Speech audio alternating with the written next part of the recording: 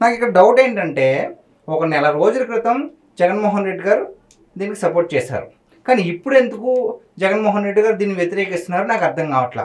అంటే అప్పుడు ఒక రకమైన స్క్రిప్ట్, ఇప్పుడు ఒక రకమైన స్క్రిప్ట్ వచ్చిందా? నిజంగా స్క్రిప్ట్ లేకపోతే జగన్మోహన్ రెడ్డి గారు ఏమీ చేయలేరా, చెప్పలేరా? నాకు అర్థం కావట్లా.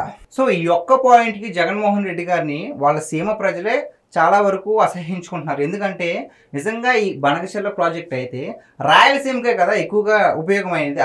దాని లక్ష్యమే రాయలసీమ కోసం. ఆ వాటర్ వస్తుంది, అక్కడ ఉన్న పొలాలన్నీ కూడా బాగా పండుతాయి. కేవలం పొలాలకే కాదు, పారిశ్రామిక అవసరాల కోసం కూడా ఈ నీటిని ఉపయోగించుకోవచ్చు.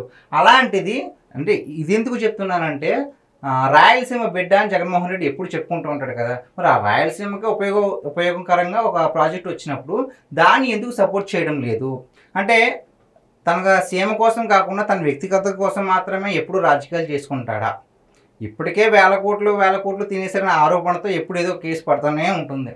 ఇప్పటికీ కూడా లిక్కర్ స్కామ్ కేసులో ప్రధాన నిందితుడు జగన్మోహన్ రెడ్డి అని చాలామందికి తెలుసు. జస్ట్ ఆధారాలు రావడం కాస్త లేట్ అవుతుంది అంతే తప్ప రేపో మాపో ఈజీగా తేలిపోతే ఆయన కూడా మళ్ళీ లోపలికి వెళ్ళే అవకాశం ఉంది.